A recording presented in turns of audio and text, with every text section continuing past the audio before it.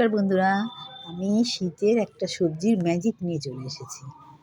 এইটা করতে কী লাগছে, সাদা শিম, হ্যাঁ, আর কাঁচা লঙ্কা কুচি নেব, আর রসুন নেব, আর কাশ্মীরি যে লঙ্কাগুলো আছে সবুজটা নেব, লালটা না, নিয়ে শীত বীজগুলো বের করে ফেলবো, আর কড়াইশুঁটি নেব।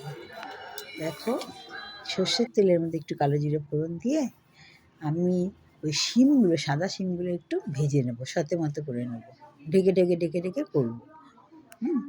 এখন নুন দেবো না, ভালো করে ভাজা দিয়ে হবে।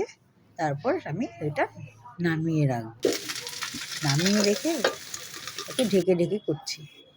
নামিয়ে রেখে ওই যে প্যানের মধ্যে তেল ছিল, ওই তেলে আমি রসুন আর কাঁচা লঙ্কা যে পেস্ট করে রেখেছিলাম সেটা আমি দিয়ে দিলাম, দিয়ে খুব ভালো করে কষাবো।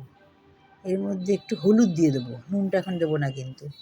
হলুদ দিয়ে ভালো করে নাড়বো, নাড়ার পরে কড়াইশুঁটিগুলো আমি তারপর দিয়ে দেবো। কড়াইশুঁটিটা দিয়ে বেশ ভালো করে নাড়াচাড়া করব।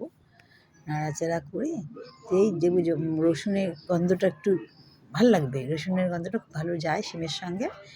এই জলটা টেনে নেবে, তখন আমি কড়াইশুঁটিটা দিয়ে নাড়াচাড়া করার পর যে জলটা একটু মিশে গেল কড়াইশুঁটির সঙ্গে, তারপরে আমি সেই শিম ভাজাগুলো দিয়ে দেবো, দিয়ে ভালো করে মেশাবো মশলাটা।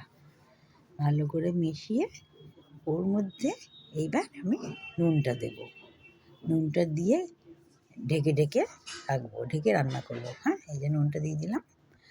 আর এইটা শিমগুলো যেহেতু মিষ্টি, এই জন্য আমি কোনো মিষ্টি দেবো না।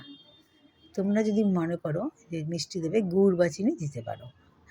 আচ্ছা, তারপরে সবশেষে ওই যে লঙ্কাগুলো আছে, কাশ্মীরি লঙ্কাগুলো ছোটো ছোটো করে কেটে রেখেছিলাম, সেইগুলো দিয়ে দিলাম, দিয়ে একটু নাড়াচাড়া করে একটু ধনেপাতা কুচি ছড়িয়ে নামিয়ে দিলাম।